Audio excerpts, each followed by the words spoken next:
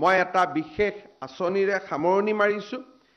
এইবাৰ মেট্ৰিক পৰীক্ষাৰ form fill up হ'ব অক্টোবৰ মাহত।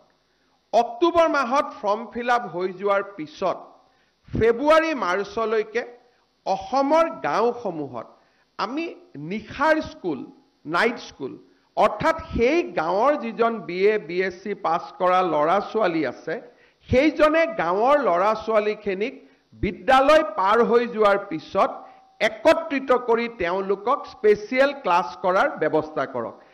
কোনোবাই শব্দটো টিউশন ক'ব, কিন্তু মোৰ মতেদি সেইটোক টিউশন নকয়, যদি সেইটোক টিউশন হয় তেলে গ্ৰীষ্মকালীন যিমান কেম্প হয় সেইবিলাকেও টিউশনৰ আখ্যা পাব। ইয়াত প্ৰফেশনেল কাম কম থাকিব। ইয়াত ব্যৱস্থা হ'ব যে স্কুলত যিমানখিনি পঢ়াব, ধনী ল'ৰা ছোৱালীবিলাকে যদি মানুহৰ ঘৰত গৈ কাৰোবাৰ টিউশন মাষ্টৰ থাকে, আমি গাঁৱৰ অংগনবাদী কেন্দ্ৰটো গাঁৱৰ স্কুলখনক ব্যৱহাৰ কৰিম, যাতে গাঁৱৰ 4জন শিক্ষিত ল'ৰাই সেই গাঁৱৰ মেট্ৰিকৰ কেণ্ডিডেটবিলাকক স্পেচিয়েলি 5 মাহৰ কাৰণে পঢ়ুৱাব পাৰে।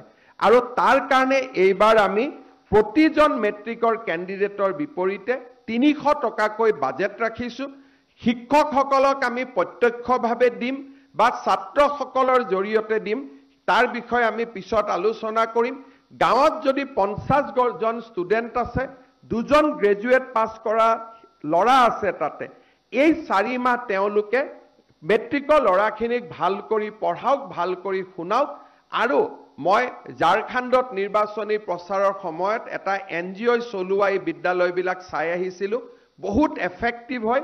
সেই ধৰণৰ এটা প্ৰয়োগ এইবাৰ আমি অসমৰ গোটেই গাঁৱত কৰিব খুজিছোঁ যে চৰকাৰে মাননি দিব, গাঁৱৰ শিক্ষিত ল'ৰাজনে 6টাৰ পৰা ৰাতি 9টালৈকে মেট্ৰিকৰ কেণ্ডিডেটখিনিক পঢ়ুৱাব।